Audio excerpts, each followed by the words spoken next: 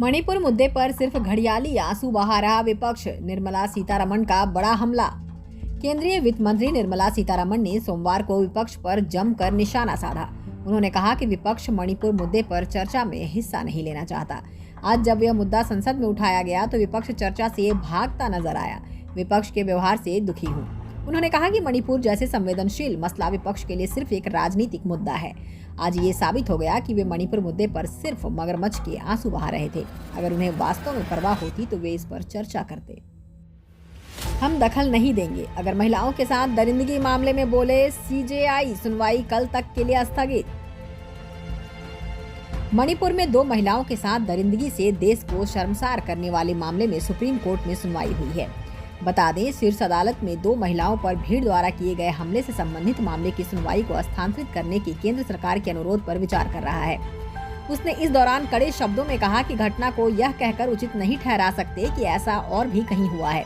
फिलहाल supreme court ने सुनवाई कल दोपहर 2 बजे तक के लिए स्थगित कर दी है। विधानसभा में मणिपुर हिंसा के खिलाफ प्रस्ताव पारित। भाजपा के विरोध के बीच पश्चिम बंगाल विधानसभा ने सोमवार को मणिपुर में हिंसा की निंदा करते हुए एक प्रस्ताव पारित किया। राज्य के संसदीय कार्य मंत्री सौवनदेव चट्टोपाध्याय ने विधानसभा सत्र के दूसरे चरण में सदन में प्रस्ताव पढ़ा। प्रस्ताव पर बोलते हुए मुख्यमंत्री ममता बनर्जी ने हिंसाग्रस्त राज्य में स्थिति से निपटने में भाजपा और केंद्र सरकार की भूमिका की निंदा की। मेवात दर्शन शोभा यात्रा में झगड़ा, पथराव और गोली चलने की खबर। नूह में मेवात दर्शन शोभा यात्रा में झगड़ा हो गया। गोली चलने की भी खबर है। बताया जा रहा है कि नूह शहीदी पार्क के पास झगड़ा हुआ है। अभी यह पता नहीं लग पाया है किसके बीच झगड़ा हुआ है। इलाके में भारी तनाव है, दोनों तरफ से पथराव जारी है। कई वाहन फूंकने की भी खबर है, लेकिन अभी इसकी पुष्टि नहीं हुई है। वहां के हवाई फायर भी हुए हैं। नूह का बाजार बंद हो गया है। यूपी में दर्दनाक हादसा, फतेहपुर में ट्रक ने कार को मारी टक्कर।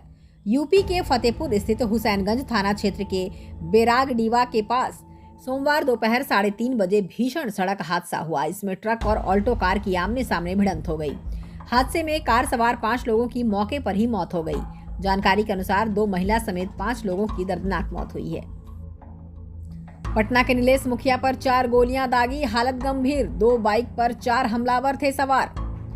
पटना के पाटलिपुत्र इलाके में अपराधियों ने दिन दहाड़े नीलेश मुखिया पर गोलियों की बौछार कर दी। उनकी हालत बेहद गंभीर है। घटना के बाद इलाके में हड़कंप मच गया। आसपास के लोगों की भीड़ लग गई। समर्थकों ने उन्हें कुर्जी हॉस्पिटल में भर्ती करवाया, जहां से बेहतर इलाज के लिए रूबन हॉस्पिटल रेफर कर दिया गया। रूबन हॉस्पिटल में उनके समर्थकों की भीड़ लगी हुई है। चेहरे पर 4 गोलियां लगी हैं। इसके अलावा पैर में भी गोली का छर्रा लगा है। ऑपरेशन अभी पूरा नहीं हुआ है। आईसीयू से जुड़े चिकित्सकों ने उन्हें अभी खतरे से बाहर नहीं बताया है। 8वीं से लेकर मास्टर डिग्री तक की फर्जी मार्कशीट बनाते थे, 5 साल में कमाए करोड़ों रुपए। इंदौर में फर्जी मार्कशीट, फेक मार्कशीट बनाने वाला अंतर्राज्यीय गिरोह पकड़ाया है। यह गिरोह पिछले 5 साल से फर्जी मार्कशीट बनाने का काम कर रहा था। विजयनगर पुलिस द्वारा गिरोह का पर्दाफाश किया गया है। इंदौर से ऑपरेट हो रहे इस गिरोह के सदस्य यहीं से देश के अन्य राज्यों को भी ऑपरेट करते थे। गिरोह के सदस्य डिमांड के हिसाब से फर्जी मार्कशीट बनाया करते थे। पता चला कि ये बी फार्मा, डी फार्मा सहित 10वीं 12वीं की सभी मार्कशीट्स को तैयार कर देते थे। कमाल के एंडरसन, उनके बाद टेस्ट डेब्यू करने वाले 12 इंग्लिश प्लेयर्स उनसे पहले ले चुके संन्यास। इंग्लैंड के दिग्गज गेंदबाज स्टुअर्ट ब्रॉड ने अंतर्राष्ट्रीय क्रिकेट से संन्यास का ऐलान कर दिया है। एशेज का आखिरी टेस्ट उनका आखिरी मैच होगा। हालांकि उनकी काफी पहले टेस्ट डेब्यू करने वाले जेम्स एंडरसन का मन अभी इंग्लैंड के लिए और क्रिकेट खेलने का है। ब्रांड के संन्यास के बाद जब 41 साल के एडवांसन से उनके संन्यास को लेकर सवाल पूछे गए तो उन्होंने साफ मना कर दिया कि वह अभी ऐसा नहीं करेंगे। हैरानी की बात तो ये है कि एंडरसन के बाद टेस्ट डेब्यू करने वाले 12 दिग्गज इंग्लिश प्लेयर्स उनसे पहले अंतर्राष्ट्रीय क्रिकेट को अलविदा कह चुके हैं, लेकिन 41 साल के एंडरसन की फिटनेस अभी भी बेमिसाल है।